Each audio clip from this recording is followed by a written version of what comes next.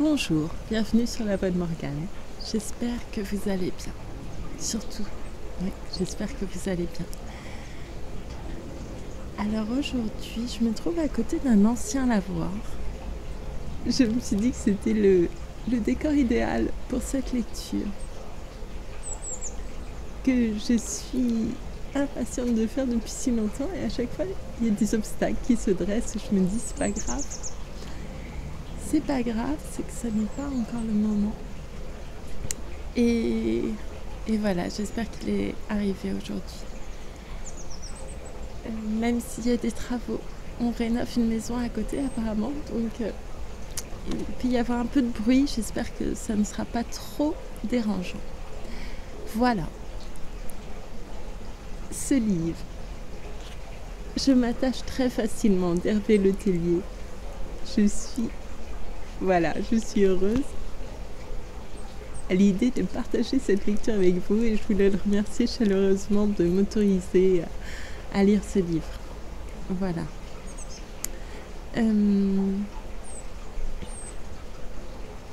Je vais commencer. Tout simplement, je vais commencer, il n'y a rien de mieux à faire. Et je vous dis à tout à l'heure. J'espère que vous apprécierez cette lecture et je vous remercie beaucoup pour votre écoute. Merci beaucoup. Hervé Letellier, je m'attache très facilement. Aux éditions Mille et une nuits. Tout ce qui est inventé est vrai. Gustave Flaubert. Je m'attache très facilement. Romain Gary. Trop long prologue. Inverness vient du gaélique Hiberness pour bouche d'Unès. Un monstre hante son loch, mais notre héros, qui s'y posera le lendemain, vol BA 823, ne le chasse nullement. Il vient au cœur des Highlands retrouver une femme, très blonde comme il arrive parfois en Écosse, de 20 ans plus jeune que lui, ce qui ne saurait pas même constituer l'embryon d'un portrait. Il vient la retrouver alors qu'elle y séjourne depuis 2 semaines chez sa mère et que l'homme avec qui elle passe ses nuits, presque un mari donc, la rejoindra quelques jours plus tard.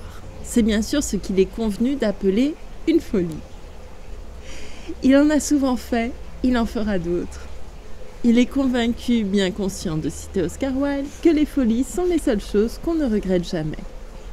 Il convient, en ce début du récit, d'en dire un peu plus sur notre héros. Il va avoir 50 ans. Il n'y a pas 50 façons d'aborder la cinquantaine. Il y en a 2.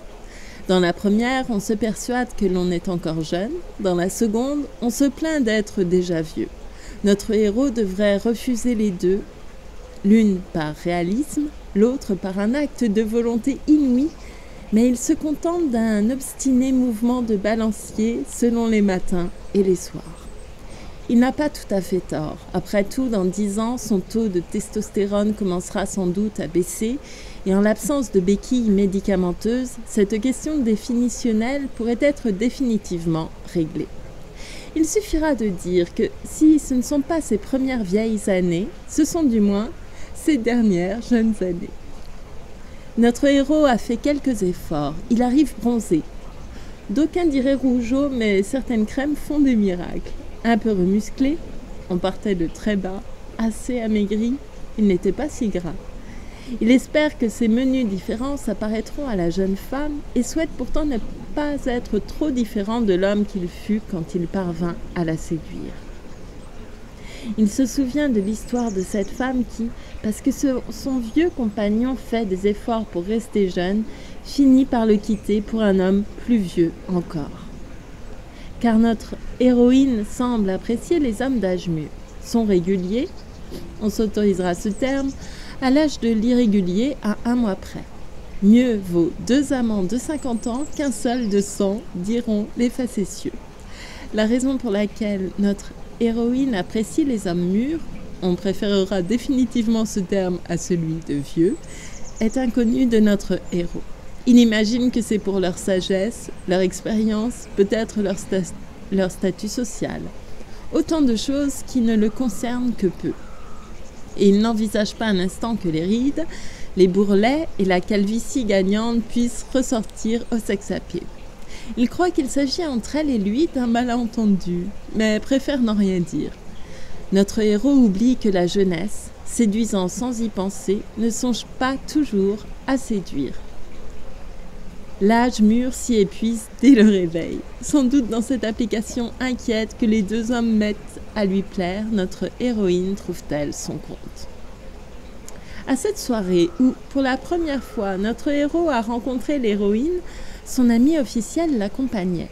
De cet autre, on élira ce terme d'un admirable flou, il n'a rien pensé.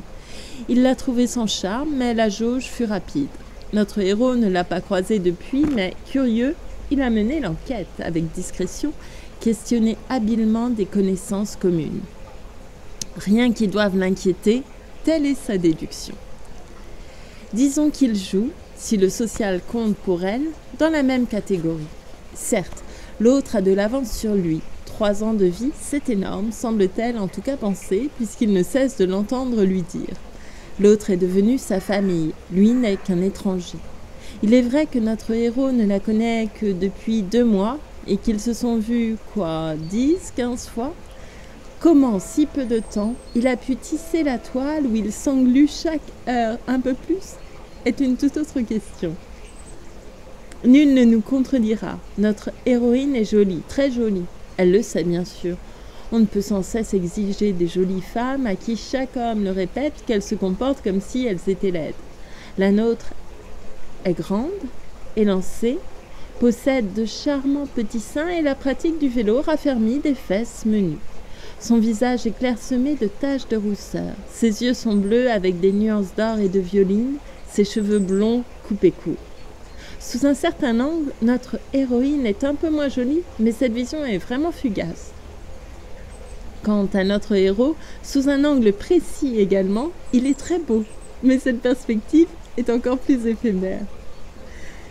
Elle est aussi intelligente, cultivée, quoique peut-être un peu trop réfléchie. Son inclination pour les auteurs allemands l'inquiète parfois.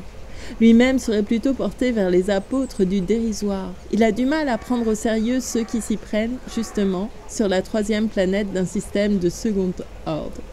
S'il ignore si elle possède de l'humour, qu'il s'en prenne à lui-même. De crainte qu'elle ne s'ennuie, il veut, quand il la voit, en avoir pour 2. Il la sait capable de douceur, de tendresse. Il craint qu'elle ne puisse se montrer parfois dure, sans qu'il la soupçonne de cruauté. L'aime-t-il ? Son état présent présente tous les symptômes de l'amour.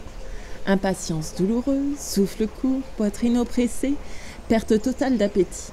Durant des jours, il n'a pensé qu'à elle, avec un sentiment de réelle dépendance, addiction qui justifie a posteriori le terme d'héroïne. À quoi pense-t-il quand il pense à elle ? À ses yeux, à sa bouche, à sa nuque, à d'autres parties de son corps qu'une énumération n'épuiserait pas. C'est un désir physique qu'il ne saurait contester. Mais ce qui le pousse vers elle est d'abord une souffrance, qu'il analyse parfois avec lucidité comme une peur de la perdre, peur d'autant plus douloureuse et incompréhensible qu'on ne saurait perdre ce que l'on ne possède pas. Songe-t-il à elle, à ce qui serait possible un jour ? Par une prudence salutaire, il tente de s'interdire tout projet. Il l'aime, ne reculons pas devant les mots, et il a conscience qu'il ne devrait pas. L'aime-t-elle ? Non, répondrait toute personne sensée. Elle ne le ménage pas, ne lui laisse jamais croire qu'elle dépend de lui en rien. Elle est capable, durant des jours, de ne donner aucun signe de vie. S'il n'est pas d'amour, mais seulement des preuves d'amour, celles-ci font bien défaut. Sauf à considérer que lui offrir son corps, couvrir ses lèvres pour ses baisers sont autant de témoignages d'un tel sentiment pour lui, ce que notre héros a décidé de croire. Il trouve du réconfort dans le souvenir de leurs étreintes, toujours intenses. Il sait, à la tension de son jeune corps sous ses mains, qu'il a été pour elle synonyme de plaisir à chacune de leurs rencontres. Disons alors que les déclarations, les paroles tendres sont rares. Mais cela non plus ne prouve rien, a décidé notre héros, qui n'oublie pas qu'il y en eut, et de fort douces. Il préfère croire que si notre héroïne est parfois si inflexible, c'est qu'elle estime que tout aveu superflu serait une promesse, et que tout et que son honnêteté à elle consiste à ne lui laisser jamais aucun espoir, puisque l'espoir déçu est source de souffrance. Notre héros, s'il pouvait lire cette lourde phrase pataude que vient de pondre le narrateur, soupirerait, tant il est, pauvre de lui, incapable de telles stratégies. Avec les années et les traces du temps sur son corps et sur ses traits, notre héros s'est pris à douter qu'on puisse le désirer. Mais étrangement, dès qu'une femme lui manifeste son désir, il est persuadé qu'elle ne peut que l'aimer. Il connaît ses qualités, une certaine intelligence, un humour qu'il sait conserver en toute situation, une douceur incontestable. Il n'est pas mauvais amant, il est aussi sincère, attentionné et tendre. Il est fragile et sensible, ce qui peut, aux yeux de certaines, devenir un atout. Enfin, il peut trouver en lui, pour séduire ou simplement convaincre, une énergie qui le stupéfie lui-même. Aussi s'étonne-t-il que cette jeune femme, qui assurément le désire, résiste si facilement à l'amour qu'il inspire, tout comme à l'amour qu'elle lui inspire. Tout indique que le sentiment de notre héros à son égard la tracasse. Nous n'irons pas plus loin ici. Le lieu de rendez-vous est fixé sur une route nationale, précisément au coin de la A32 et de la S70. Près d'un panneau qui indique la direction de l'improbable Inknadam. La veille, jusque tard dans la nuit, notre héros a étudié des cartes des Highlands, où l'A32 était rouge vermillon et la S70 bordée de vert, car supposément touristique. Sur Internet, il a consulté 10 sites d'itinéraires en ligne, zoomé sur des vues satellitaires jusqu'à transformer Inknadam en un brouillard de pixels. Si la carte était le territoire, il saurait s'y rendre les yeux fermés. En recoupant le numéro de téléphone affiché sur son portable alors qu'elle l'appelait d'Écosse avec un annuaire de la région, il est parvenu à retrouver l'adresse et le prénom de cette mère auprès de laquelle elle vient séjourner. Un prénom fort écossais dont notre héros ne soupçonnait même pas l'existence. En désespoir de cause et en soudoyant un taxi, il pourra toujours faire le coup du type qui a crevé juste devant la maison. Ce qui, métaphoriquement, ne sera pas loin d'être vrai. Quelle va être la première phrase de la jeune femme au bord de cette route ? Certes, tout n'en dépend pas, mais cette question fournit une assez bonne occasion de clore le prologue. Chapitre 1. Où notre héros est victime de la logistique, de quelques perspectives déprimantes. Méfions-nous toujours d'un voyage trop bien préparé, ne dit aucun proverbe. Notre héros a tout prévu, sauf les 3 heures de retard de son décollage. Il faut changer d'avion et l'atterrissage est désormais prévu en début de soirée. Malheureux à l'aéroport, heureux en amour ? Il avertit l'héroïne de son retard par SMS puis par un appel. Il adopte trop souvent avec elle cette configuration ceinture plus bretelle. Il a pourtant appris que l'indifférence, la distance, fussent-elles feintes, sont des armes. Mais notre héros n'est pas un homme d'armes et ne calcule pas. Au téléphone, elle ne se montre guère chagrinée du contretemps et lui suggère aussitôt de le retrouver le lendemain plutôt que le soir, même tard. Un léger blanc chez son interlocuteur l'engage à lui proposer néanmoins d'appeler sitôt son avion posé et d'aviser à ce moment seulement. Il acquiesce. L'appel est court.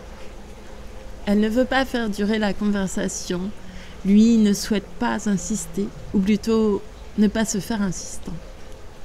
Il raccroche. Le sourire assez faux qu'il imposait à ses lèvres s'efface. Il s'était fabriqué un visage de légèreté absolue. Le voici plongé de nouveau dans la tristesse. Cela faisait près d'1 semaine qu'il ne l'avait appelé, puisque c'est presque toujours lui qui y appelle. Elle avait exigé de la solitude, il lui avait accordé. Il a retrouvé sa voix chantante et distante, dont l'articulation si particulière suggère une perpétuelle impatience.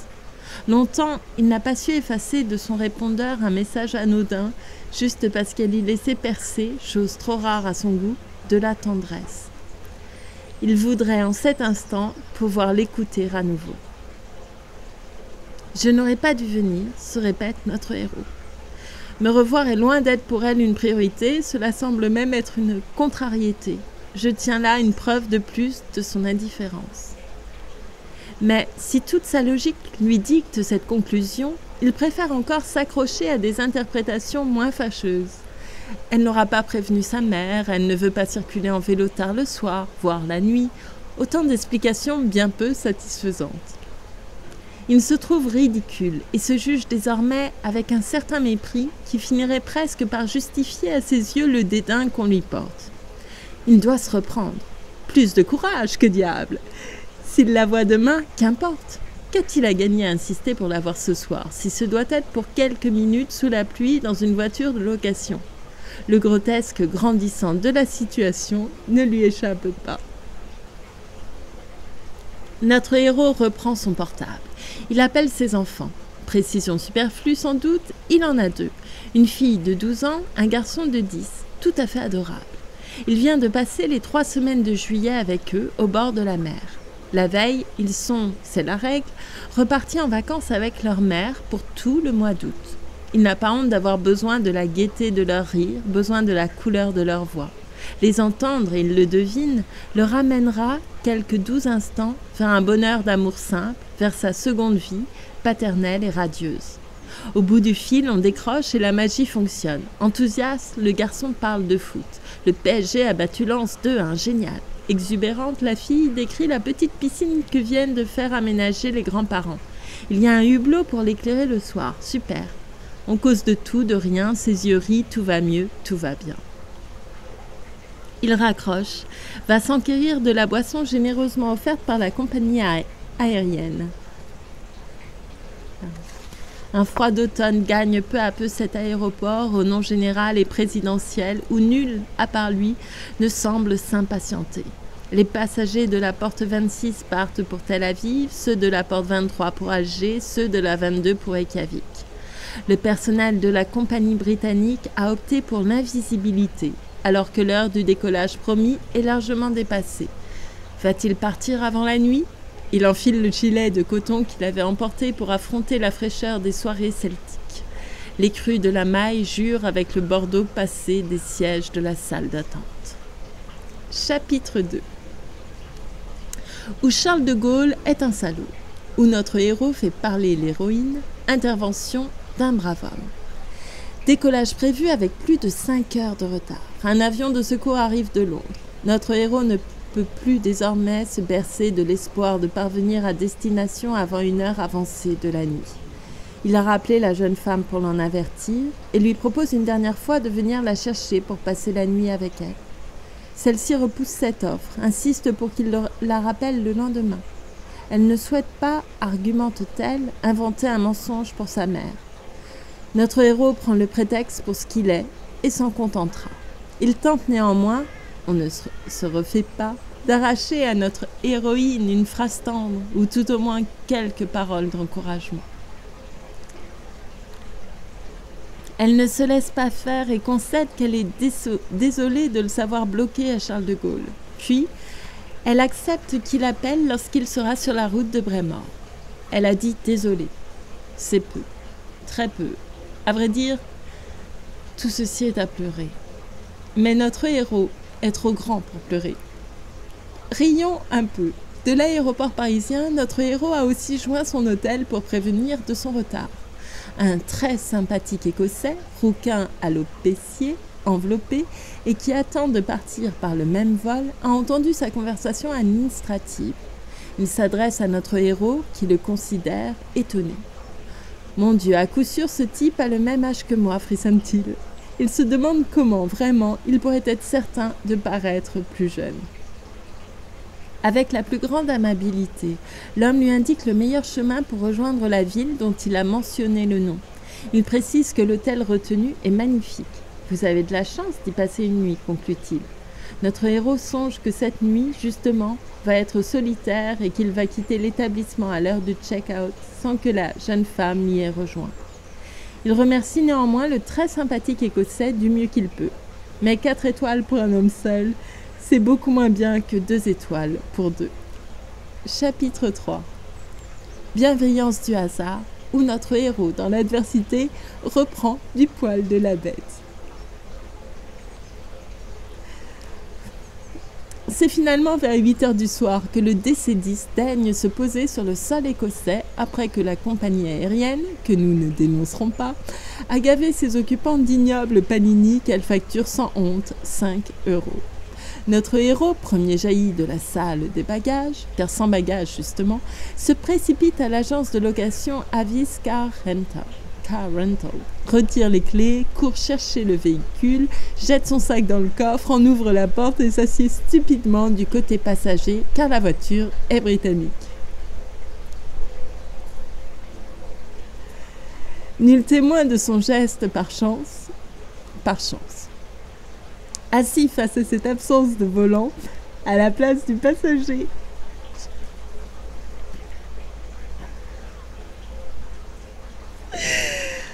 Assis face à cette absence de volant, à la place du passager dans une berline étrangère, à l'arrêt et sans conducteur,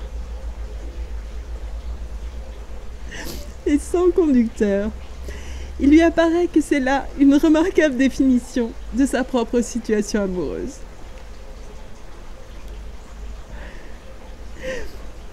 Pardon. Une longue heure de route a changé les vitesses de la main gauche. Un appel aussi inutile que déprimant. Demain c'est préférable, répète-t-elle. Et le voici parvenu à son hôtel dans un rare état d'épuisement physique et moral. Mais le hasard sait faire les choses avec élégance. L'établissement est aussi laid que possible. Et ce constat n'est pas loin d'être réjouissant. Tant y passer une nuit d'amour serait tout à fait inapproprié. Le Great Southern Hotel Braemar est une immense bâtisse aux dizaines de chambres, illuminée façon guimauve, aux longs couloirs et aux tapis très laids, à motif de croisillons feuillus et dorés sur fond noir. On y rencontrerait...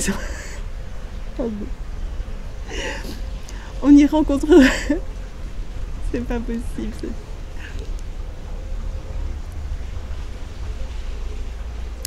On y rencontrerait sans surprise les deux jumelles blondes de Shining au bout d'un corridor et le sang pourrait jaillir à flot des cabines d'ascenseur.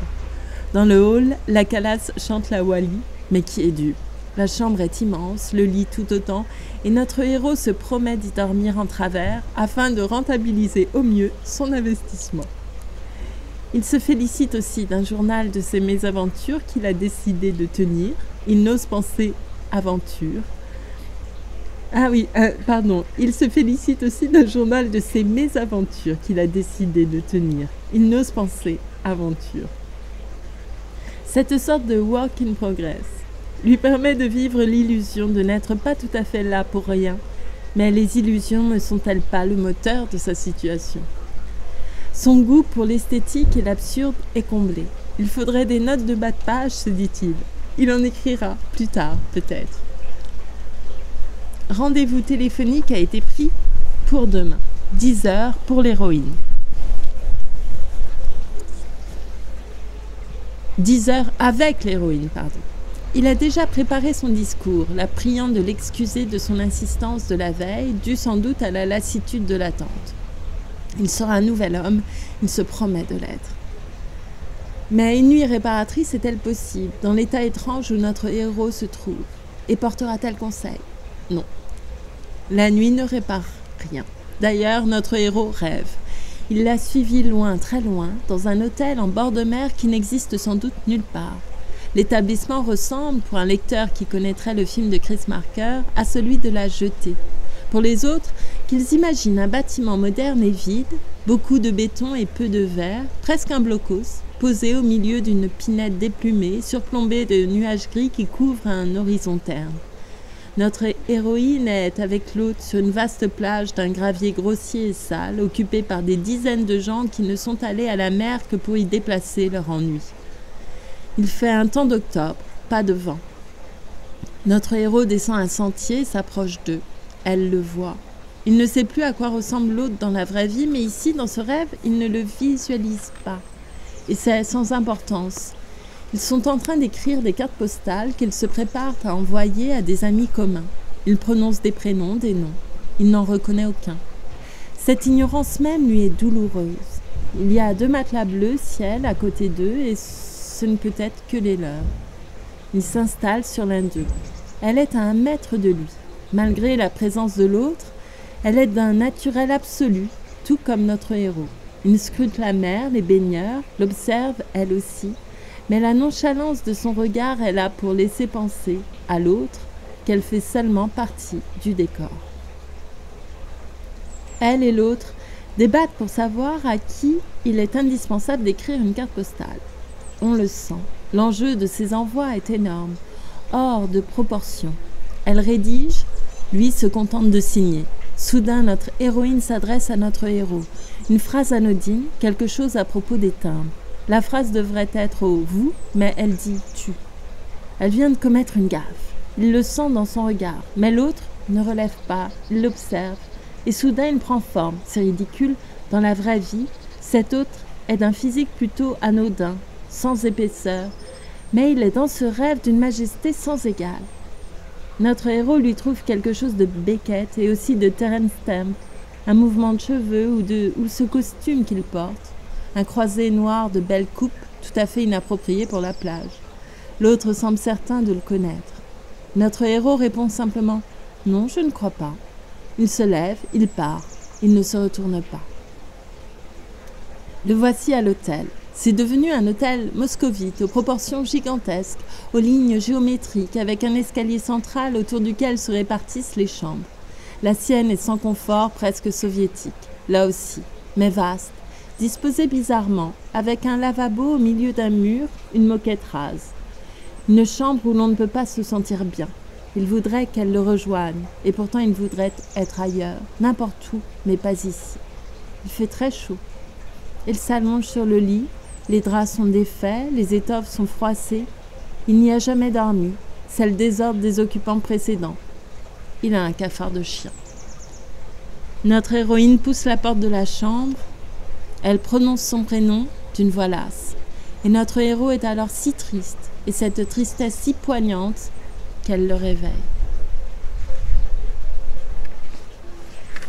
Chapitre 4, où notre héros relit et corrige ses notes, où il se prépare au pire comme au meilleur. Le jour perce à travers les rideaux trop fins. Le téléphone portable affiche 6 heures du matin et 3 minutes en clignotant. Notre héros se réveille, fourbu, après une trop courte nuit. Incapable de se rendormir, il s'assied sur le lit, allume l'ordinateur, retravaille ses quelques notes. Une lectrice ou un lecteur se tromperait en imaginant le texte nouveau moins sincère que le premier jet dont il ne diffère que par des détails. Au contraire, sur son clavier, notre héros précise sa pensée. Il ajuste les mots pour tenter de cerner au plus près ses sentiments. Les phrases expulsent aussi le tragique. Il n'est pas mécontent du rôle salvateur qu'il leur fait jouer. Si notre héros avait conservé mémoire de ses lectures anciennes, il se souviendrait qu'Aristote déjà dans sa poétique baptise catharsis cette purge des passions par l'exercice d'un art. Pardon.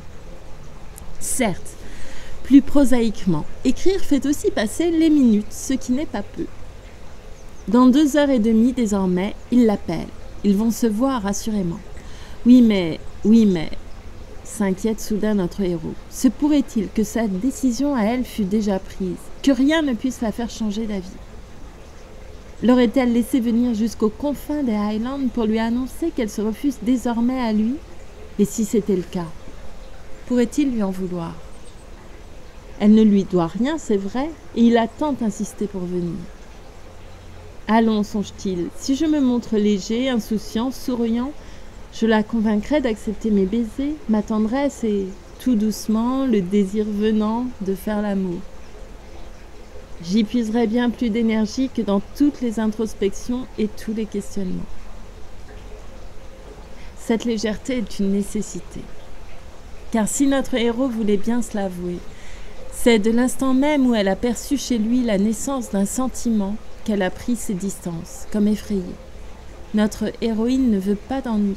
Il lui semble soudain qu'il lui faut jouer l'indifférent, qu'elle s'abandonnera plus aisément à un homme qui ne l'aime pas qu'à un homme qui l'aime.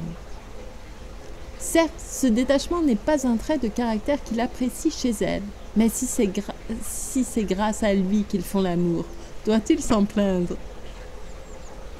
Oui, crie quelque chose en lui. Oui, je dois m'en plaindre. Si elle ne recherche que mon désir, si elle ne cherche pas à être aimée, c'est qu'elle ne m'aime pas. Telle est son implacable déduction. Et d'ailleurs, s'il ne sent plus d'amour, que se passera-t-il? Notre héros connaît par cœur la machinerie de son propre corps, les chemins que prend son désir. Il sait qu'il est devenu, avec l'âge, plus cérébral, plus vulnérable. Depuis toujours, il n'a jamais tout à fait suffi qu'il désire pour désirer tout à fait. Mais désormais, il faut que tout, chez l'autre, le rassure, la tension des gestes, la tension du corps. Il veut que sa peau convoite la sienne et le lui prouve à tout instant. Cette exigence, s'il le craint, deviendra avec les ans de plus en plus difficile à combler. Notre héros ferme les yeux. Il tente de reconstituer son visage, de faire renaître sous ses paupières les images gaies de leur rencontre. N'émergent que des détails anecdotiques, cette bouteille de muscat bue dans des tasses à café, un baiser volé dans la lumière crue du métropolitain, un rai de soleil effleurant le duvet blond d'un bras, des mots doux dérobés à la faveur du plaisir, trop peu d'images certaines pour asseoir son courage. Il se tourne et se retourne entre les draps. Notre héros bâille, soupire, on verra bien. Et ceci clôt le chapitre 4. Chapitre 5. Où le suspense est à son comble. Stratagème inefficace, annonce du désastre. À 9h15, notre héros se lève, prend une douche, va déjeuner. Il boit son thé Lipton au sachet jaune international quand son regard se pose sur l'horloge numérique. Il y clignote 3 chiffres. 8, 5, 5. Car saviez-vous, lecteurs, lectrices, que le décalage horaire en Écosse est d'1 heure avec le continent? Notre héros s'en souvient soudain et constate avec désespoir qu'il n'est même pas 9h, quand son maudit téléphone portable persiste à afficher 9h58. Il passe l'heure supplémentaire à tenter de dormir. Ce sera en vain. 10 o'clock moins 5, il n'a pas tenu. C'est dans le sommeil qu'il surprend notre héroïne. D'une voix lasse, agacée, elle fixe le rendez-vous à 11h. Me revoir, se dit-il, est décidément très loin d'être une urgence. Elle détermine un rendez-vous à un nouvel endroit, devant un pub sur la A32, car elle craint qu'il ne se montre incapable de trouver l'endroit convenu auparavant, au panneau vers Inchnauldampf. Souvenez-vous. Notre héros prend ses précautions et y parvient bien sûr plus d'une demi-heure trop tôt. Le pub est un bidule affreux, le croisement contre nature d'un relais courte paille et d'une auberge traditionnelle. Il surplombe la nationale, il est absolument désert. Plus tard, notre héros apprendra qu'on y célèbre des mariages. Il fait demi-tour sur les gravillons blancs et décide de se rendre au lieu de rendez-vous précédent, 2 kilomètres plus loin. Là, il ouvre le coffre, lit attentivement la notice technique de la Nissan Emera et parvient à rabattre les sièges arrière, prévoyant de faire bientôt entrer un vélo dans son coffre. Notre héros avait longtemps rêvé ce croisement entre la A32 et la S70, le lieu de leur retrouvaille. Il s'était représenté un lieu plus champêtre, des murets de pierre plate, quelque chose de plus, écossais. Une église récente et sans charme fait face à une station-service banale. La route est large, fréquentée, bruyante. Il quitte la voiture, fait quelques pas sur la S70, s'engage sur le pont étroit qui enjambe une rivière paisible, regarde les reliefs de landes et de bosquets d'où elle pourrait surgir. Soudain effrayé de sa propre audace, il retourne à sa voiture. Il fait beau. Il ignore si c'est ou non un bien. La douche froide qu'il pressent sèche vite au soleil. Notre héros est assis dans la Nissan, il stationne, moteur éteint, sur le parking de l'église, quand notre héroïne passe devant lui. Elle est à pied, elle pousse son vélo, elle ne l'a pas vu. Que dit-on dans les mauvais romans? Que son cœur se presse comme une éponge, que son sang se fige? Tous ces clichés sont vrais, hélas. Il s'étonne de tant d'émotions, de fébrilité, s'en veut de sa sensiblerie. Elle remonte sur la bicyclette et lui ne l'appelle pas. Il la regarde, ses cheveux, son dos, ses fesses aussi, avouons-le. Il n'ose crier son prénom. Il pressent que son hésitation est de mauvais augure. Sans doute se sait-il déjà en faute de s'être garé en ce lieu où elle ne l'attend pas. Ou peut-être, se craignant condamné, ne souhaite-t-il pas avancer l'heure de l'exécution. Alors, il la laisse rouler un peu, reprend la voiture, la dépasse et va l'attendre à l'endroit dit, sur les gravillons blancs qui crissent. 2 kilomètres se parcourent en vélo en quelques minutes. C'est assez pour qu'il regrette de la contraindre à monter une côte si difficile, sous un soleil écrasant, et décide de revenir en arrière. Il la croise aussitôt sur la route, s'arrête face à elle. Elle terminait la côte à pied, son vélo à la main. La sueur a collé une mèche blonde sur son front perlé. Elle le voit, elle cache admirablement sa joie. Notre héros sort de la voiture, notre héroïne pousse toujours son vélo. Elle esquisse un sourire de circonstance, sans conséquence. Lui n'a pas répété de première phrase et il tente une grimace complice. Ne retenons pas les paroles échangées alors, d'une affligeante banalité. Elle l'embrasse, leurs lèvres s'effleurent une fraction de seconde. Elle ne désire pas que ce baiser dure et il comprend aussitôt qu'il n'est pas le bienvenu, qu'il n'a rien à faire ici. C'est étrange, songe-t-il, comme le pire est toujours prévisible. Allons ailleurs que dans ce pub, propose-t-il. Il ajoute, même pour se quitter, je suis certain qu'on peut trouver mieux. Elle ne commande pas. Il monte son vélo dans le coffre, qui refuse de l'accepter. Le diamètre de l'ouverture entre les sièges arrière est trop étroit, la selle coince. Il referme la malle, qui restera entrouverte. Elle hausse les épaules. Après tout, suggère son geste, on n'ira pas loin. C'est un excellent résumé. Elle s'installe à côté de lui, sans le regarder. « Où m'emmènes-tu » demande-t-elle. Il donne le nom de l'hôtel où il a réservé pour cette nouvelle nuit, le Glencairn Park Hotel. Elle connaît, c'est à côté. Elle ajoute, c'est la prochaine à droite. Ils sont partis. Il roule. Aussitôt, son parfum envahit l'habitacle malgré les fenêtres ouvertes. C'est une fragrance si singulière où le muguet se mêle à la vanille. C'est celle de leurs rares instants d'intimité parisienne, de son joli corps nu sous le sien, de sa nuque docile sous ses baisers. C'est un parfum tendre mais entêtant, qui l'emportait partout avec lui, qui l'accompagnait des heures, loin après qu'il lui avait fait l'amour. C'est une senteur presque douloureuse, tandis qu'ils roulent tous deux vers le Glencairn Park Hotel. Quelquefois, pour y poster, notre héros se vaporisait au Chanel pour monsieur. Eau de toilette contre parfum, cyste et chêne contre muguet, la joute était inégale.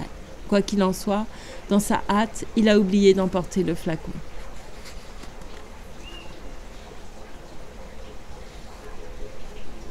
Chapitre 6. Où notre héros se reprend à espérer, où notre héroïne donne des signes d'hésitation. La voiture roule sur les petites routes écossaises vers l'hôtel, le Glencairn Park Hotel. Il ne se lasse pas de répéter ce nom, qui sonne comme un carillon. Ton hôtel est joli, convient-elle. Je préférerais que tu dises notre hôtel, ironise notre héros. Mutisme sur le siège passager. Je préférerais aussi que tu t'attaches, ajoute-t-il en désignant la ceinture. Mais c'est vrai que tu ne t'attaches pas facilement. Il sourit, elle boucle sa ceinture avec docilité. On remarquera ici que oui, notre héros est capable de sourire. Il faudra d'ailleurs, à partir de cette ligne, et jusqu'à notification du contraire à la lectrice ou au lecteur, ne plus imaginer notre héros que le sourire aux lèvres. Ce sourire pourra être ironique, franc, séducteur, amusé, attristé, mais jamais il ne s'en départira pour se laisser aller à une moue d'humeur. C'est une question de dignité, mais aussi de survie. On se gare dans le parking de l'hôtel. La Nissan se glisse entre deux luxueuses berlines allemandes. On sort le vélo du coffre. Elle traverse aussitôt la route pour l'accrocher à un lampadaire. Le bâtiment est effectivement très beau. Un relais de poste de 2 étages, bâti en briques et gai sous le soleil. Une vigne vierge grimpe le long des murs, encadre les fenêtres des chambres. Son grand hall, au sol de marbre, est d'un luxe méditerranéen. Notre héroïne ne l'accompagne pas, préférant rester dehors pour une cigarette. Elle fume trop, mais notre héros se fout que cela porte atteinte à la santé de son entourage. Pour la rejoindre plus vite, il abandonne ses bagages au groom, note seulement le numéro de la chambre. C'est qu'il sent son temps compter. Il la cherche des yeux, ne la voit pas. Un court instant, il pense qu'elle est partie, qu'il ne la verra plus. Ce serait absurde. Mais il doute désormais de tout. Non, elle est là. Elle tire sur une cigarette blonde assise sur un banc. Elle n'a pas l'air de l'attendre. Elle n'a rien l'air d'attendre du tout. Un lounge jouxte l'hôtel, lui propose d'y boire un verre en terrasse. Elle prend ainsi, lui, une eau minérale pétillante. Ces détails n'ont que peu d'importance, mais il convient de temps à autre que l'insignifiant prenne toute sa dimension. Il fait chaud aussi. D'un geste décidé, notre héros ouvre un parasol. « Always Coca-Cola » crie la toile rouge, et s'abrite dans son ombre. Il détesterait maintenant que son crâne, dont il sait déjà les capillaires trahison, se mette à luire comme un miroir. Notre héroïne est réservée, mais loquace. Elle parle, elle explique, elle se veut convaincante. Sa mère qu'elle voit trop peu, quelques semaines, 1 ou 2 fois l'an, son ami qui arrive bientôt et va loger avec elle, et lui, tellement incongru en ces lieux. Elle ne veut pas que sa mère puisse déduire, par ses absences répétées, qu'elle a une liaison. Elle ne veut surtout pas que l'autre, qui ne sait rien de son infidélité, vienne à l'apprendre, puisse en souffrir. Il ne le mérite pas, ajoute-t-elle. Puis, elle parle de sa mère, longuement. Elle raconte une histoire si triste, si intime, qu'il en est désemparé. Il conserve son sourire, sottement figé, bien qu'il n'y ait vraiment pas de quoi sourire. Elle le lui fait remarquer. Il la prie de l'excuser, comme toute trace de gaieté de son visage.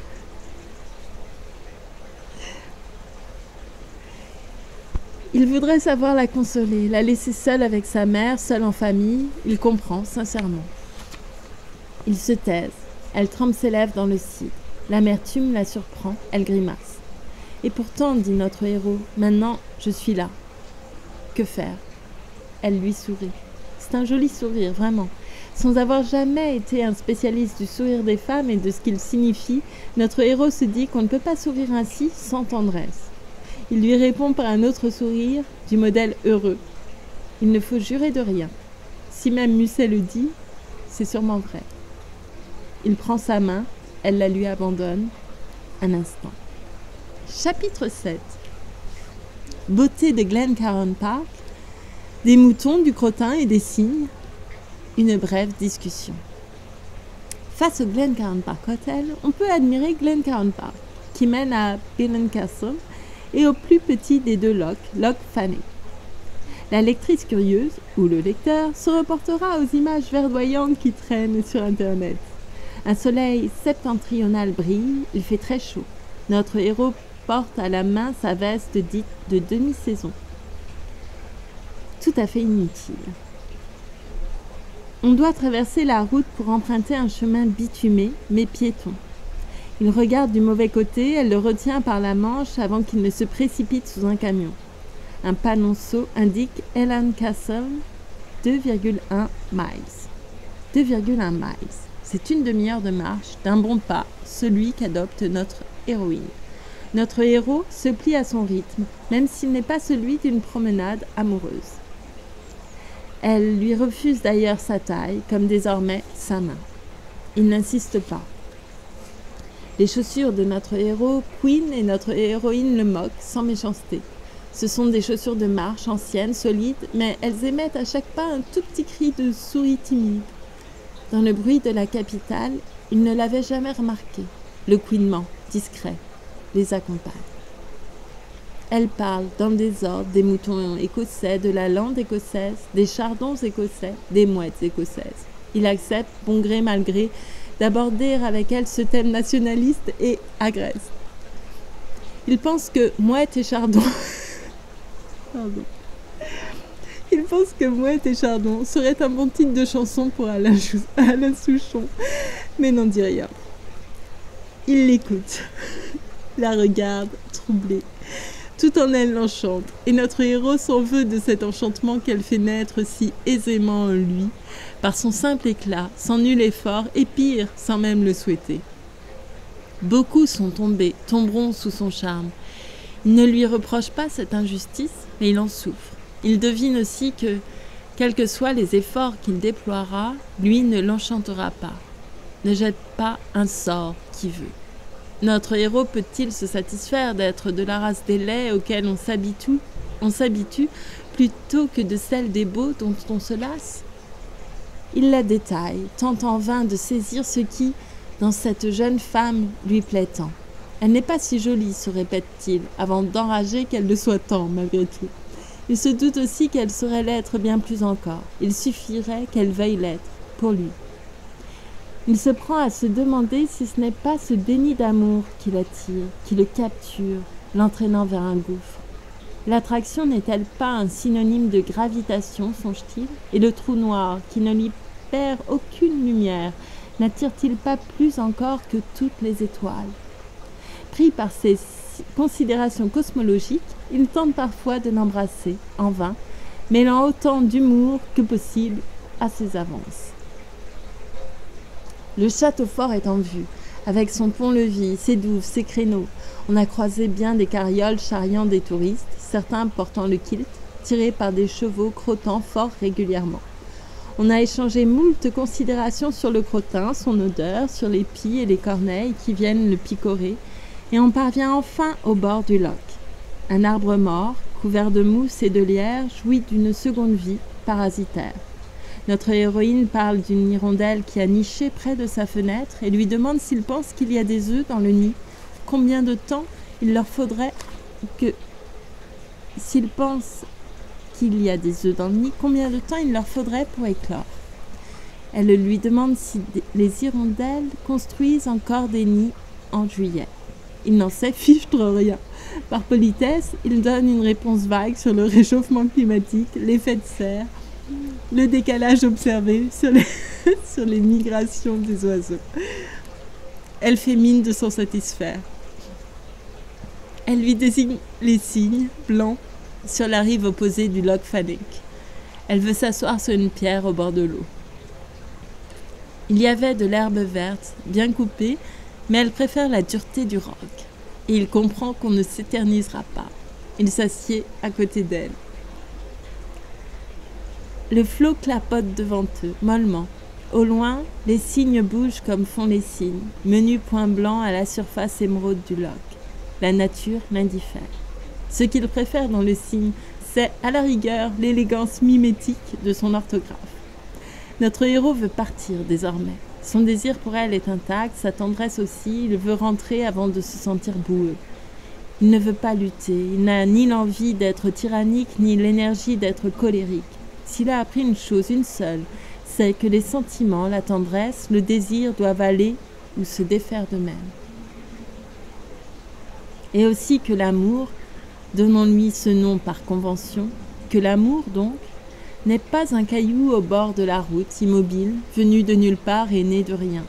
L'amour disparaît, revient, il change, il bouge, il tombe et se redresse alors qu'on le croit mort.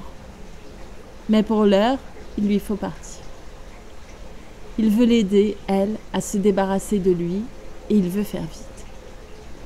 Il la presse. Quelques questions et il obtient d'elle qu'elle dise qu'elle ne veut plus de lui, et surtout qu'elle n'a plus envie de lui.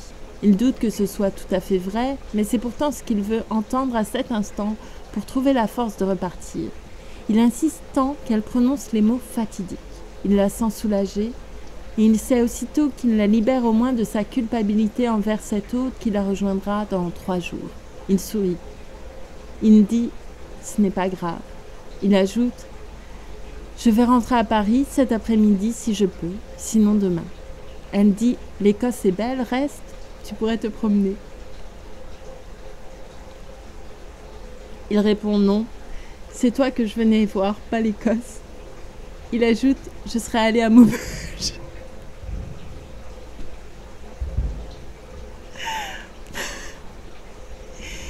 Il ajoute « Je serais allé à Maubeuge si tu avais été à Maubeuge ». Il n'a rien contre Maubeuge, pourtant.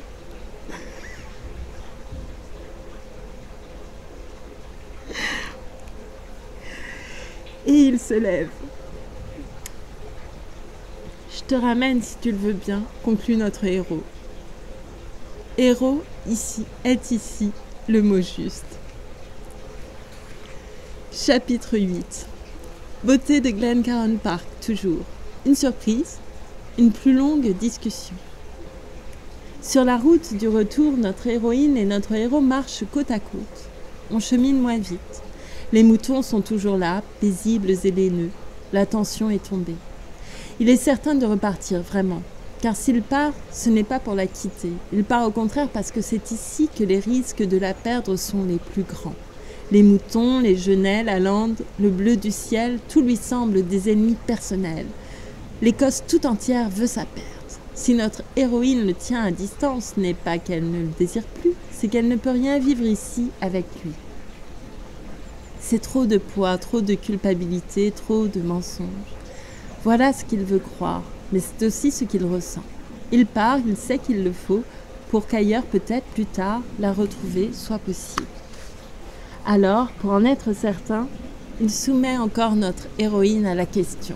Elle aussi, elle tangue. Lui n'exige aucun geste de tendresse, seulement des mots. Et ces mots attendus s'échappent d'elle. Ils disent encore son refus, mais leur couleur est plus suave. Elle ne nie plus son désir. Il demande « As-tu envie de moi ?» Elle répond « Tu ne poses pas les bonnes questions. » Cela lui suffit. Notre héros s'arrête soudain. Du doigt, en souriant, il lui montre une chenille qui traverse la route. Brune à reflets dorés, toute de poils, luisante, elle rampe sur le bitume. Elle ressemble à une chenille processionnaire. La procession en moins. Elle et lui s'arrêtent pour la regarder. C'est un moment de calme entre eux, un moment nécessaire. Il lui conseille de ne pas la toucher, car ses soies doivent être urticantes. C'est un mot qu'il aime bien, urticant. Il ne se souvient pas de l'avoir prononcé depuis des années. Puis, ils repartent, l'abandonnant à son sort périlleux de chenille urticante. Notre héros veut désormais l'apaiser, la rassurer. Il sait y faire. Il trouve les mots, la fait rire, il la sent plus joyeuse. On marche dans la forêt fort civilisée. Elle moque gaiement les parvenus de l'Écosse du tout neuf XXIe siècle. Elle parle de ses voisins, de tous ces nouveaux riches du boom immobilier. Il écoute, s'amuse, commente de temps en temps. L'artificialité de la conversation ne le dérange pas. De cette quiétude qu'elle retrouve, de son apaisement, naît de nouveau chez lui le désir, la tendresse qu'il avait presque chassée. Elle marche à un pas de lui, sereine, et plus que jamais il voudrait la serrer dans ses bras. Lui reviennent les images de sa nudité fragile, les mots extrêmes prononcés dans la pénombre aussi. C'est une vague de souvenirs. Il ne sait pas lutter contre ça. Il n'a jamais su. Alors, quand enfin on parvient au pub, quand elle lui propose de déjeuner, ou est-ce lui qui en a lancé l'idée? Il se surprend à reprendre espoir. Quand elle l'invite à s'installer à son côté, il pose sa main sur la sienne, elle joue un instant avec ses doigts. Il l'embrasse, tendrement, sur les lèvres.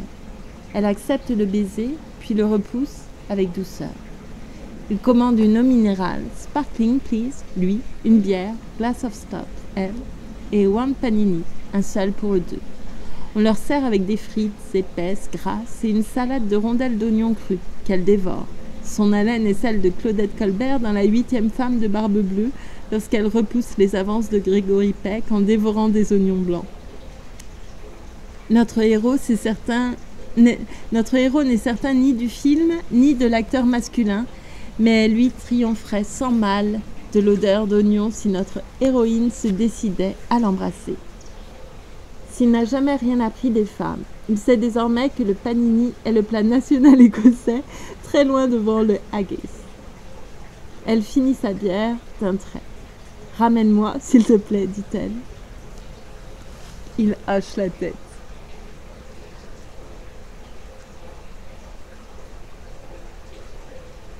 Elle finit sa bière d'un trait. « Ramène-moi, s'il te plaît, dit-elle. » Il hoche la tête.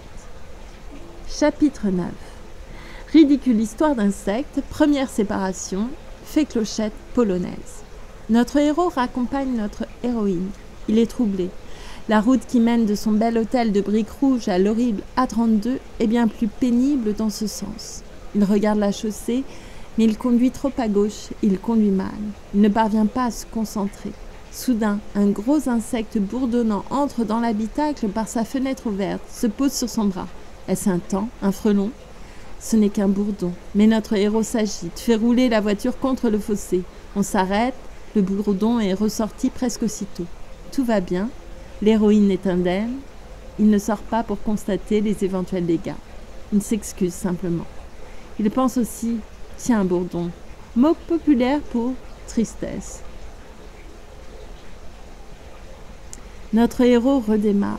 Cet incident a fissuré sa gaieté de façade. Il a maintenant du mal à trouver ses mots, à être drôle, même à garder le sourire. Il ne peut s'empêcher de dire qu'il la rappellera à Paris, que tout sera plus simple et regrette aussitôt ses paroles, aussi inutiles que hors de propos. Il a toujours 17 ans. Mais jusqu'à quel âge, bon Dieu, aura-t-il 17 ans? Pourquoi son cœur ne vieillit-il pas comme sa peau, comme ses yeux? Souffrira-t-il encore dans 10 ans, dans 20 ans, de passions qu'il ne pourra même plus espérer vivre? Est-ce un signe de force, de faiblesse, de folie, de ne pas parvenir à vieillir? À ce jour, les réponses manquent. Il la dépose au coin de la S70, près du panneau Ignadem. Un jour prochain, il ira détruire Ignadem. Il s'extirpe le vélo du coffre. Elle l'enfourche. Notre héroïne dit « Appelle-moi pour me dire quand tu pars ». Elle l'embrasse, il la regarde s'éloigner. À partir de cette ligne, notre héros oublie notablement de sourire. Il repart vers son hôtel, un coup d'œil à sa montre, il n'est pas 16 heures. Il n'avait pas encore vu sa chambre. Elle est immense, le lit très large, on pourrait y tenir à 3. Ha ha ha, grimace notre héros. La salle de bain est immense, comporte baignoire et douche, 2 lavabos. Rentrer le jour même à Paris se révèle impossible. Le premier avion part le lendemain d'Inverness vers midi. Il réserve sa place. C'est cher, mais quand on n'est pas aimé, on ne compte pas. Alors seulement, il rappelle notre héroïne. Il voudrait la voir une dernière fois, il ne peut pas imaginer passer cette dernière soirée seule dans cet hôtel. Elle ne répond pas. Il raccroche, emmène son portable dans la salle de bain, il ne s'en sépare d'ailleurs jamais, vérifie pour la énième fois de la journée la charge de sa batterie, plus soucieux de son niveau qu'un plongeur de celui des bouteilles d'oxygène.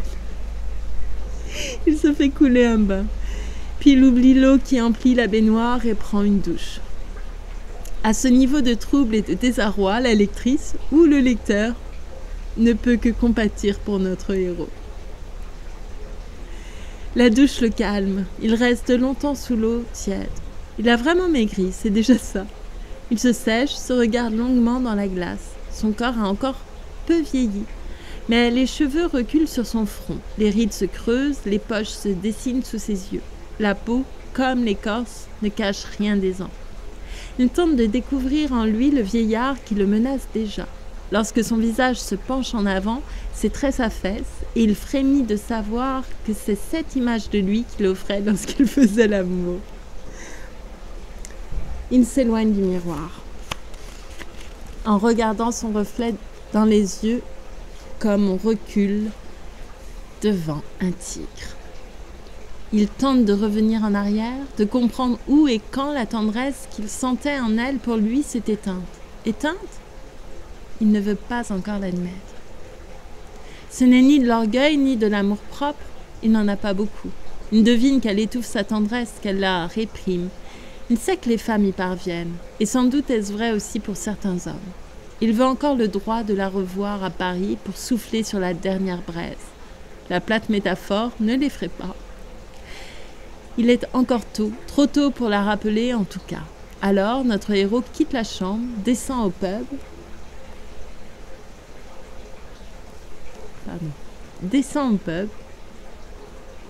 et, pas rancunier pour un penny envers Glen Caranpak, choisit une table qui lui fait face. Il affronte sans peur le panneau vert Ellen Castle 2,1 miles. Je peux m'asseoir ici? La voix est féminine, la langue française et notre héros sursaute. Mais ce n'est pas notre héroïne, et d'ailleurs ce n'était pas sa voix. Il acquiesce, elle s'assied. Elle est très jeune, les cheveux bruns coupés courts, ses traits sont fins, ses yeux clairs. Elle lui sourit. Il est heureux, ou disons rassuré, de la trouver jolie. Elle ajoute « Je reprends mon service tout à l'heure, je travaille à l'hôtel ». Notre héros la reconnaît, elle l'avait accueillie à la réception. Elle mange rapidement une salade, s'essuie le coin des lèvres à chaque bouchée. Le geste est gracieux, délicat. Elle parle français avec un accent slave, à peine perceptible. Elle est polonaise, c'est un job d'été. L'année prochaine, elle sera à Paris pour 1 an pour faire du théâtre. Elle dit « Je voudrais surtout jouer Feydeau et Beckett ». Elle a associé les 2 auteurs spontanément et cela la fait rire. Il s'en amuse aussi. Elle dit encore « Vous êtes français ?» « Je sais, j'ai regardé le passeport. » Elle plisse les yeux mutines. Notre héros la verrait aussi bien en ingénu qu'en soubrette. « J'ai vu que vous habitiez Paris. Vous viendrez me voir jouer ?»« Bien sûr, répond-il. »« Vous êtes ici en vacances ?» demande-t-elle encore.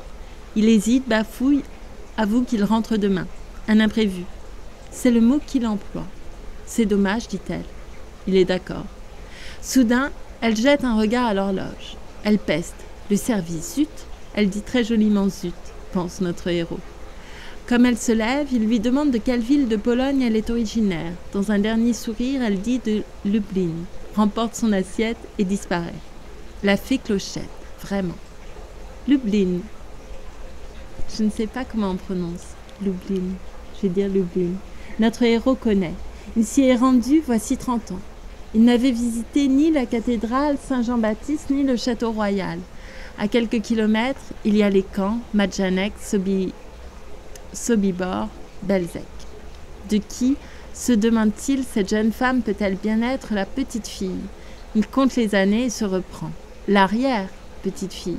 En ces heures où il marchait dans l'herbe haute, plein de rage et de larmes, sous ce qui restait des miradors et des barbelés de Majdanek, cette jeune femme n'était pas née. Son interrogation n'avait déjà guère de sens. Elle n'en a plus du tout. Le voici de nouveau solitaire. Sa montre n'indique que 5 heures, mais elle n'est pas arrêtée. C'est avec une complaisance coupable que notre héros s'abandonne de nouveau à son anéantissement amoureux. Il ne s'oppose pas à la pente et glisse dans la prostration sans résistance. Il va faire une sottise. Il l'a fait. Il reprend la voiture. Il roule, prudemment cette fois, jusqu'à la S70, tourne à gauche et emprunte la route dont il l'a toujours vu descendre. Il roule jusqu'à ce lieu-dit où vit sa mère. Il a retenu le nom aisément parce qu'il ressemble à l'Échepron. Il observe les sentiers pierreux qui descendent vers la rivière, tente d'apercevoir cette maison de maître qu'elle lui a décrite et qui domine le loch. L'idée de la deviner si proche lui fait mal. N'est-ce pas justement pour avoir mal qu'il est venu jusqu'ici? Il n'aime pas ce noir de l'âme, au plus profond de lui, toujours en quête de souffrance. Il craint de la croiser sur son vélo. Il pourrait aussi, le sort s'acharnant sur lui, emboutir la voiture de sa mère avec elle à ses côtés. Ce serait une magnifique scène de film, dans une sentimentale comédie, à l'humour tellement britannique. Pour jouer son rôle, Hugh Grant lui conviendrait. Son titre, en version française, serait Chardon ardent, voire Inagdamf Crossing. Mais on n'est pas au cinéma. Il s'arrête en bord de route, un peu avant un étroit pont de pierre. Il ouvre son portable et compose son numéro. À cet instant, non loin de là, on entend l'Angélus sonner. Chapitre 10. Un dîner de luxe. Poète, poète. Un petit cadeau qui doit faire son chemin. Tu m'appelles au moment même où l'Angélus sonne, crie notre héroïne pour couvrir le son aigu de la cloche. Il apprend ainsi combien il est près de chez elle. Il scrute la campagne, mais ne voit pas de clocher. Il lui annonce son départ prochain, suggère qu'ils dînent ensemble. Il n'y a eu ni guerre ni bataille, pourtant il veut faire la paix. Mais, bien qu'il soit 6h30, sa mère prépare déjà le repas. Elle lui propose de le retrouver dans 2 heures à l'endroit habituel pour aller boire un verre. Notre héros retourne à l'hôtel. Il dîne, à la terrasse ensoleillée du pub, d'un Thai Deluxe Chicken Curry. Le plat se révèle être une sorte de blanquette de poulet, en plus fade. Il remonte dans sa chambre. De son desk, à la réception, la jeune Polonaise lui fait un signe amical, presque complice. Mais la porte de l'ascenseur se referme. C'est étrange, se dit notre héros. Voilà une femme dont je pourrais tomber amoureux, en quelques heures à peine. Il a lu en elle une sincérité de l'instant, une malice sans calcul, sans feinte. Cette jeune femme sait qui elle est, songe-t-il, au point sûrement d'oser entrer sans crainte dans la peau d'une autre. Peut-être est-ce cette qualité de l'âme qui fait les grands acteurs. S'il osait, mais il n'osera pas, il irait déposer aux pieds de cette fille l'amour extravagant qu'il porte en lui pour une autre, l'équivalent sentimental d'un transfert de compte bancaire. Mais accepterait-elle le dépôt? Notre héros s'allonge sur le lit, suit des yeux les moulures de stuc, les ombres du plafond. Il connaît le mal qui l'affecte, cette obsession amoureuse. Il ne la contracte, chose fort logique, qu'auprès de ces femmes qui se refusent à l'aimer. D'expérience, il pronostique une convalescence rapide, la guérison totale, les séquelles inexistantes. Mais à l'heure présente, ce diagnostic rassurant ne l'aide en rien. La tête lui tourne, il s'assied sur le bord du lit, se lève, prend les clés de la voiture. Il ne veut pas patienter ici, dans cette chambre vide où il avait prévu d'être doux. Il est une fois de plus au rendez-vous, bien avant l'horaire prévu. Quelle importance, puisque l'Écosse n'est plus désormais qu'un énorme sablier renversé dans lequel le temps refuse de s'écouler. Assis dans la voiture, très vite, trop vite, il écrit un petit poème sur son carnet de poche noire. Car à ces heures, notre héros poétise. Il y possède un petit talent et compense ses faiblesses stylistiques et l'approximation technique par un sens aigu de l'autodérision et une touchante simplicité. Son poème commence par « Au coin de la A32 et de la S70 ». Ce qui en fait sans doute l'une des seules poésies en langue française où le chiffre 2 appelle une rime en E. Ce sera amoureux ou malheureux, ou les deux. Résumons-le ici brièvement. Notre héros y explique en vers de Mirliton que 1. Bien que blessé, il ne se résigne pas. 2. Qu'il garde l'espoir de revoir notre héroïne à Paris. Une parabole météorologique conclut le poème avec une rime en onde, qui n'est ni blonde ni monde. Notre héros recopie son poème, d'une écriture fine, serrée, puis il déchire la page avec précaution et la range dans la poche de sa chemise sans la plier. Il attend. Il n'aura, ces 2 jours, fait qu'attendre, qu'inventer des artifices pour tromper l'attente. C'est un expert. Sitôt notre héroïne arrivée, sitôt son vélo logé dans le coffre de la Nissan Almera, où, redisons-le au cas où ce livre parviendrait au bureau de conception du constructeur automobile, un vélo ne peut se caser, notre héros propose de l'emmener où elle veut. Elle choisit l'estaminet le plus proche, ce pub improbable sur une hauteur de la A32 et dont il a déjà été fait mention. Notre héros n'eut élu meilleur terrain pour un ultime rendez-vous. Comme il faut bien compter pour s'y rendre une longue minute de voiture, il lui tend les 15 lignes, faciles, de son poème. Elle le lit, souriante, amusée. Cela prend 5 secondes et elle le plie. Chapitre 11. De quelques détails vestimentaires, une remarque générale et une réminiscence culturelle, The Last Moment. Elle laisse le vélo dans le coffre. Dans le pub, ils commandent 2 bières brunes et vont s'installer dehors où il n'y a pas un chat. La nuit tombe et le temps fraîchit. Notre héroïne ne porte sur ses épaules qu'un t-shirt et un gilet noir qu'elle zippe. La courbe ombrée de ses seins disparaît sous la laine. Elle tire les manches de laine sur ses mains, frileusement, et les mailles qui se distendent laissent entrevoir la peau à peine bronzée de ses bras. Notre héros ne parvient pas à la quitter du regard. Voici 3 mois, cette jeune femme n'existait pas. D'où vient qu'elle a pris tant de place en lui quand elle ne demandait rien? Sans ironie, elle cogne son verre contre le sien. Il préfère ignorer à quoi il trinque. À son départ, à cette rupture pacifique, à la douceur de l'été écossais. En silence, il trinque à l'amour, à tout ce qu'il sait de lui. À ses 4354 km, de sa source dans l'Argoun à son embouchure dans le détroit de Tartarie en face de Sakhaline, le fleuve Amour. Il garde pour lui cette mauvaise plaisanterie. Notre héros trempe ses lèvres dans cette bière brune et âcre qu'il n'aime pas et qu'il a choisie pour cette raison même. Il lui fallait donner à cette débâcle une certaine harmonie. Ce qu'ils disent est une fois de plus sans importance.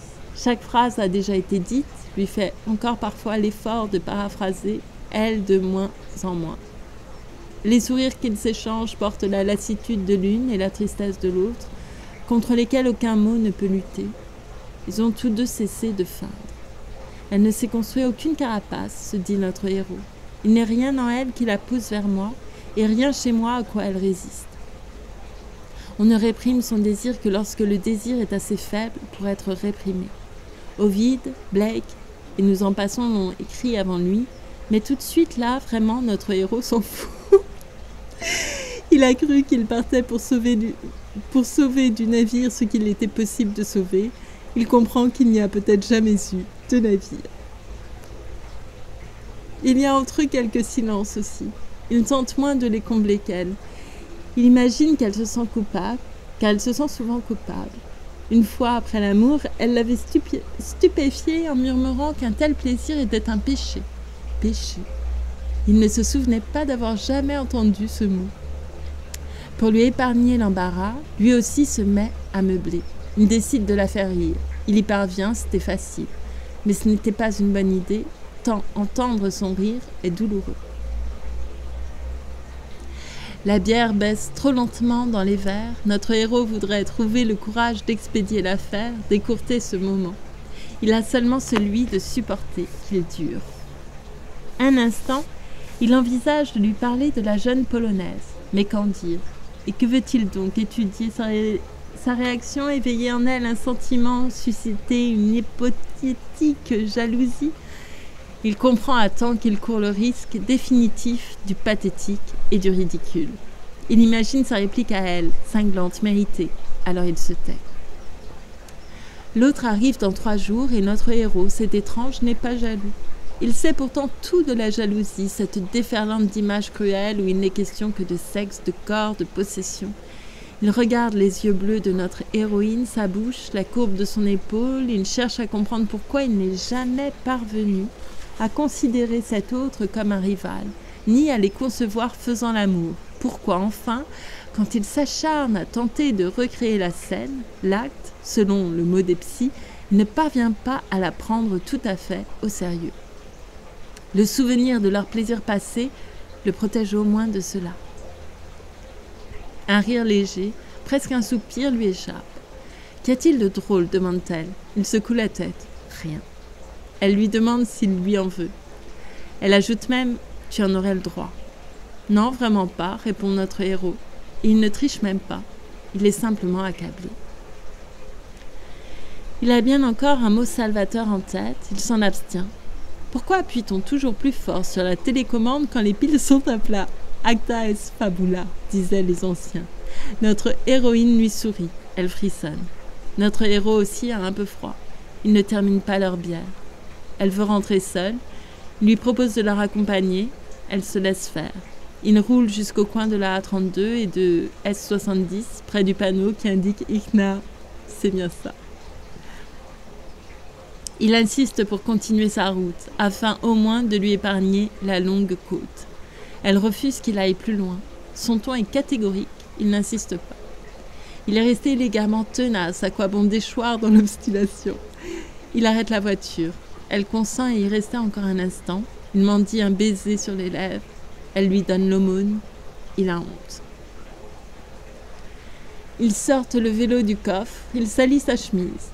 Encore quelques paroles et elle monte sur l'engin, prend appui sur la pédale et s'en va. Il la regarde qui s'éloigne sans se retourner. Le cœur et la raison tombent d'accord pour ne pas prolonger ce moment. Il s'assied dans la Nissan et redémarre. Les sièges repliés n'auront plus d'utilité. Il n'est même pas 9h30 du soir. Notre héros rentre à son hôtel. Il faut attendre encore. L'avion est le lendemain, dans 14 heures exactement. Il prend des notes, ébauche les derniers chapitres, se dit qu'il reprendra cela plus tard. Dans la chambre, il fait nuit. La lueur des phares, de temps à autre, se projette sur les murs. Il allume la télévision, des images et des sons envahissent la pièce plongée dans le noir. Il essaie de se concentrer sur les actualités. Les attentats au Moyen-Orient, le cyclone Myriam en Floride, un nouveau prototype automobile. D'un geste, il l'éteint. Fatigué, il porte une main à ses yeux.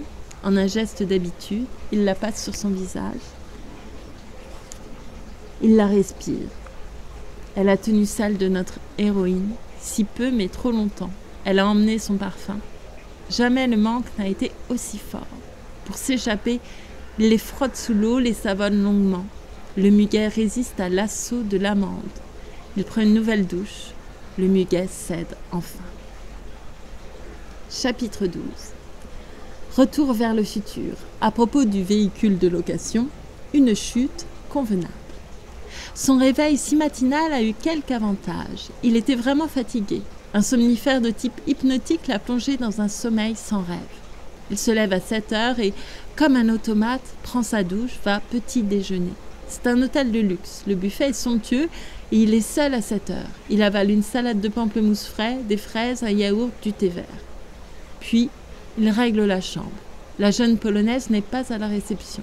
À cet instant, il aurait aimé avoir droit à son sourire. Par la réceptionniste, il apprend son prénom. Alors, il lui écrit rapidement un mot amical, affectueux, où il lui souhaite succès et bonheur. Ne laisse ni son adresse ni son téléphone par pudeur.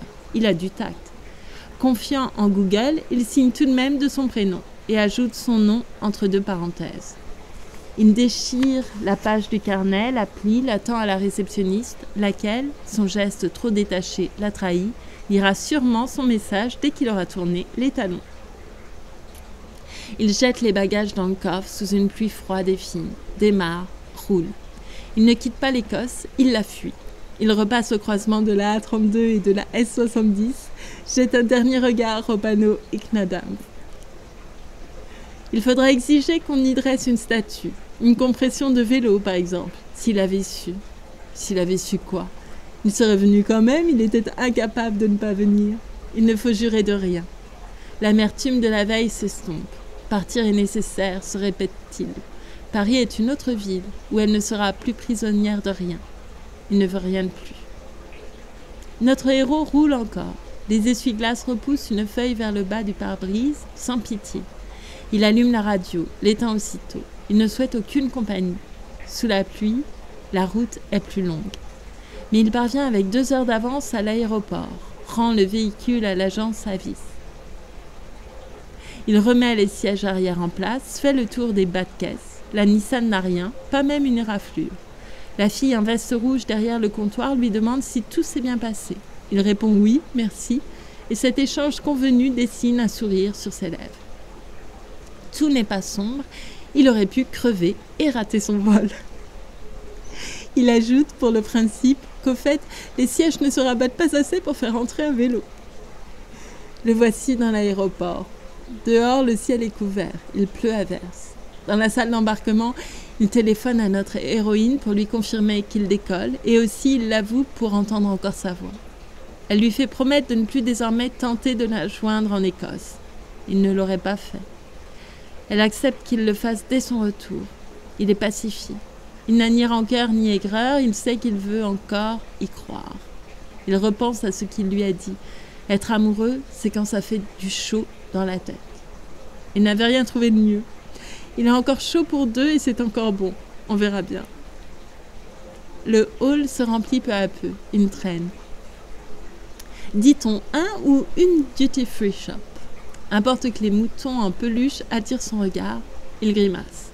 Est-ce la saleté des moquettes, la laideur des alignements de fauteuils? Notre héros se laisse peu à peu submerger par la mélancolie, envahir par l'inquiétude.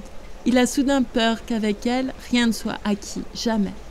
Peur qu'à tout instant, elle quitte sa vie, qu'elle l'abandonne à son sort de bientôt vieil homme, qu'elle lui préfère une vie avec un lendemain.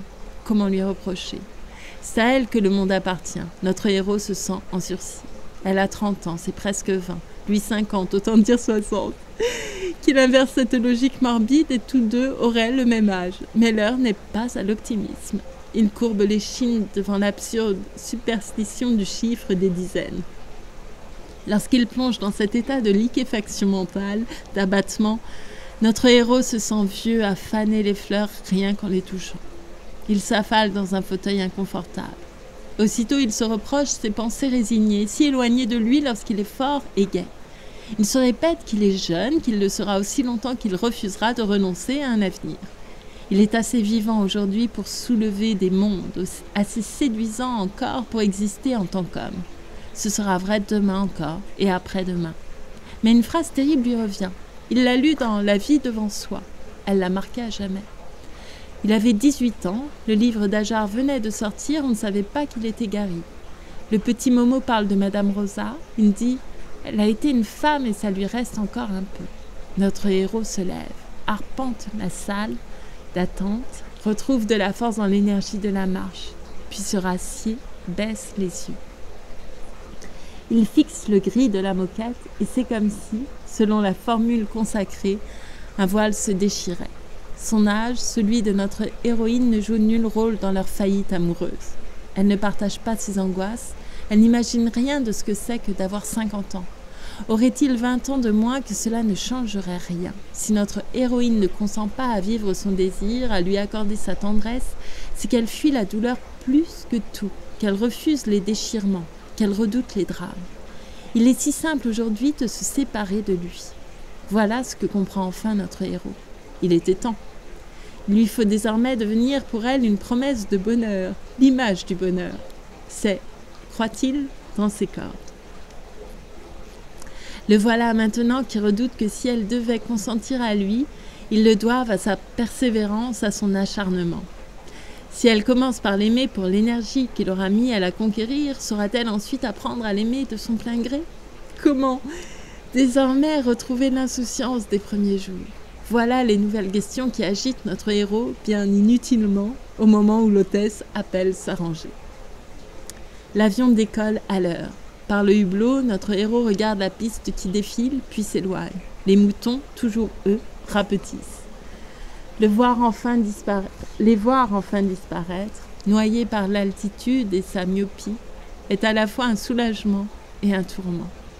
Il y a, s'il le désire, du panini au menu. Un groupe de jeunes Français en voyage linguistique gueule durant tout le trajet. Ils tentent de se souvenir si, à leur âge, il était aussi con. C'est bien possible. Il occupe le siège 16A.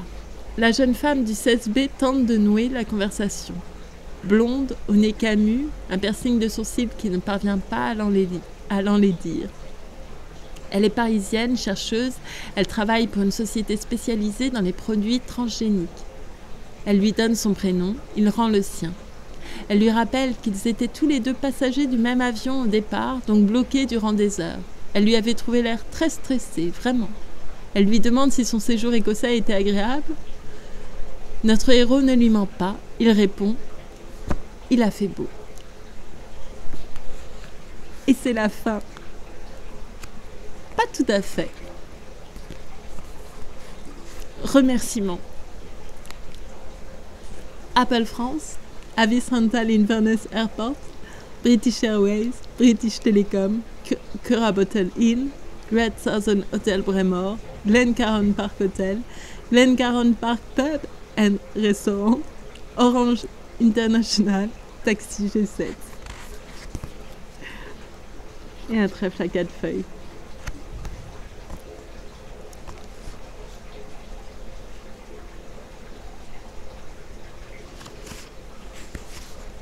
J'adore particulièrement les remerciements qu'adresse Hervé Letellier. C'est une joie à chaque fois de les lire, quasiment à chaque fois. Voilà. Et la compression du vélo réalisée par Clémentine Mélois. C'est magnifique, cette illustration, c'est parfait avec le texte.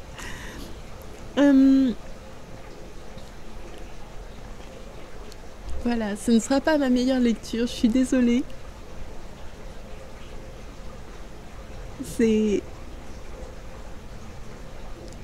Pour le coup, c'est la lectrice qui ne sait pas des parties de son sourire, qu'il était triste parfois, ou à part sur une page, j'avais oublié, en tournant, je me suis dit, oh là là, j'avais oublié totalement ce passage. Et peut-être que je souris en le lisant, tellement je suis...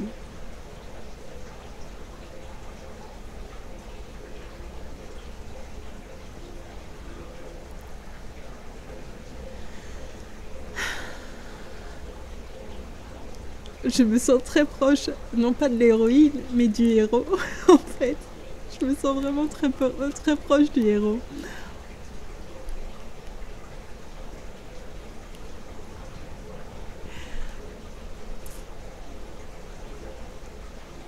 J'espère que j'ai progressé, cela dit.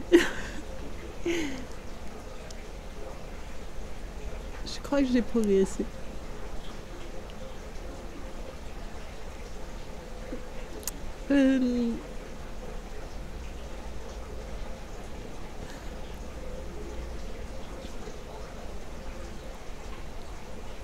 Pas totalement, pas surtout, mais quand même très proche.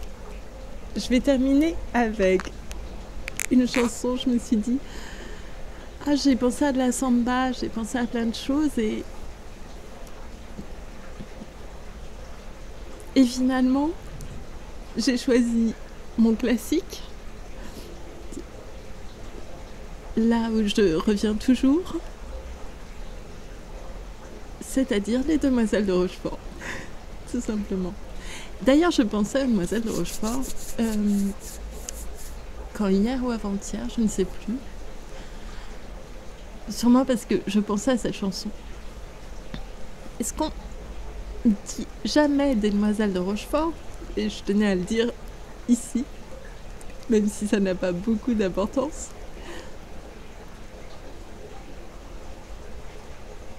C'est que c'est un film noir en même temps. Comique si vous voulez, mais un film noir.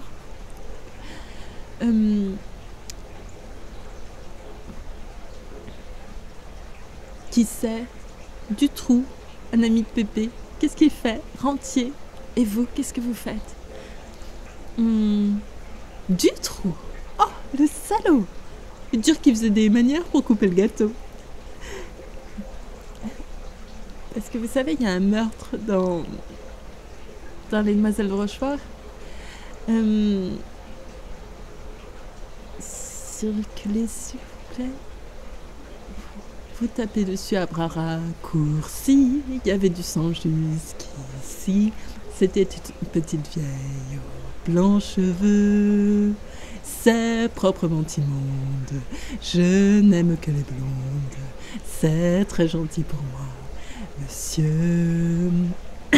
Ne vous fâchez pas, je n'aime que les blondes, mais ce n'est pas parce que vous êtes rousse qu'avec un couteau, je vous couperai en morceaux. Pourquoi seriez-vous cette ignoble sadique? Ma foi non, et vous? J'enseigne la musique parce que ça me plaît. Moi je fais de la peinture abstraite, mais j'ai une ambition concrète. Je cherche vainement mon idéal. Voilà, je vais m'arrêter là. Et après... Tiens, on a découpé rue, à 2 pas du château.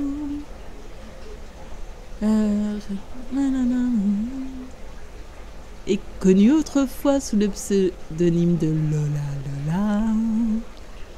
Elle en peut téléphone. Et donc, voilà, son héroïne, Lola, qui meurt dans Les Demoiselles de Rochefort.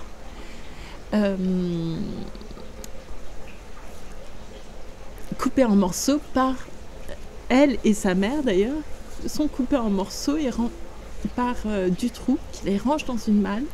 Attention, gros spoiler des Demoiselles de Rochefort là quand même. Et ce qui est encore plus angoissant, c'est quand même que Delphine,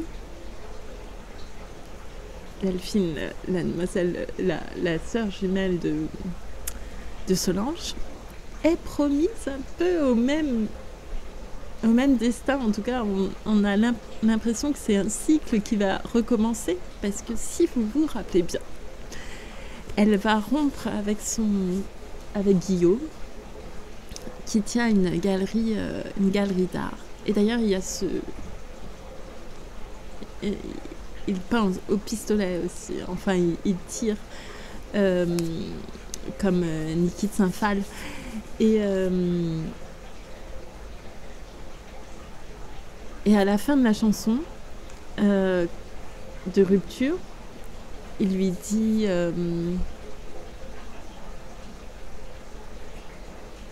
adieu Guillaume. Elle lui dit adieu Guillaume. Il lui dit au revoir ma fleur. Et là, il tire en fait, et elle sursaute comme ça. Et après, on le voit qui, lors de leur dernière représentation, et ça sera cette chanson, on voit qu'il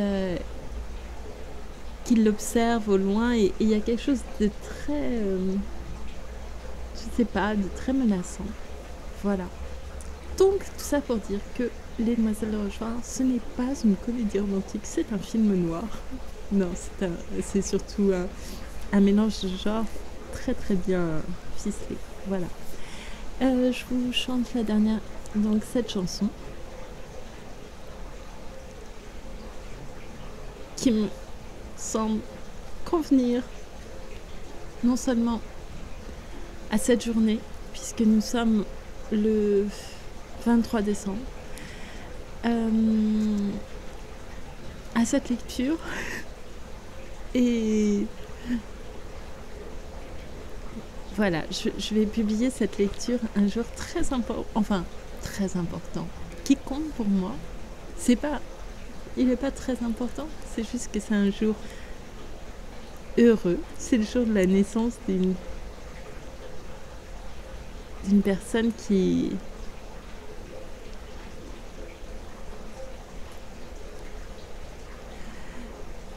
m'a donné l'amour. Vous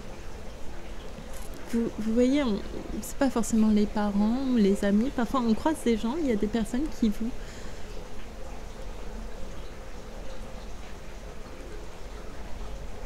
c'est un amour qui vous construit, j'ai envie de dire, qui vous construit, c'est le fondement, les bases. Grâce à ça, vous pourrez peut-être tout surmonter dans la vie. Et voilà, c'est le jour de naissance de cette personne pour moi. Donc c'est très joyeux. Et j'ai décidé de publier cette vidéo ce jour-là. Voilà. Pour elle. Allons-y, ça va être un carnage. J'ai toujours pas récupéré ma voix, mais bon, ça ira. Quand l'été a disparu, l'été, quand le temps s'en est allé du côté des saisons, ma saison, on ne peut que soupirer, regretter l'été, mais pour revivre un jour d'été, lorsque l'hiver s'est installé et que votre cœur s'est glacé, il faut aimer. Aimer la vie, aimer les fleurs, aimer les rires et les pleurs, aimer le jour, aimer la nuit, aimer le soleil et la pluie, aimer l'hiver, aimer le vent, aimer les villes et les champs, aimer la mer, aimer le feu, aimer la terre pour être heureux. Quand l'amour a disparu, l'amour, quand le cœur s'en est allé du côté des jamais, plus jamais, on ne peut que regretter l'amour envolé, mais pour ressusciter l'amour, si votre cœur vide est trop lourd, si l'ennui menace vos jours, il faut aimer. Aimer la vie, aimer les fleurs, aimer les rires et les pleurs, aimer le jour, aimer la nuit, aimer le soleil et la pluie, aimer l'hiver, aimer le vent, aimer les villes et les champs, aimer la mer, aimer le feu, aimer la terre pour être heureux.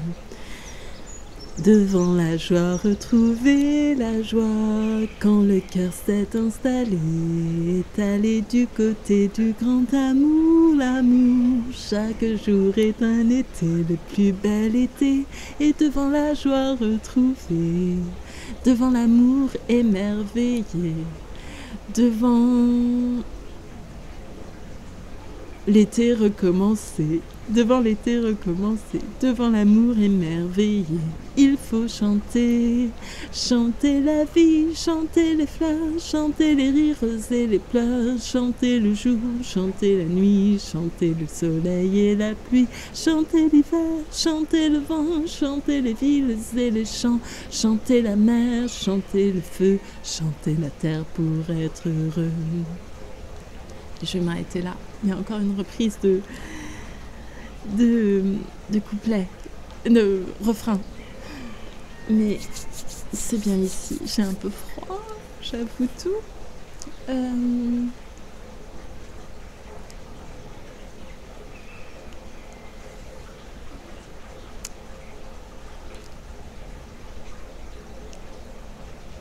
Voilà, est-ce que j'ai quelque chose d'intelligent à dire? C'est pas sûr. Déjà, tout ce que j'ai dit avant, c'était pas forcément très brillant, mais...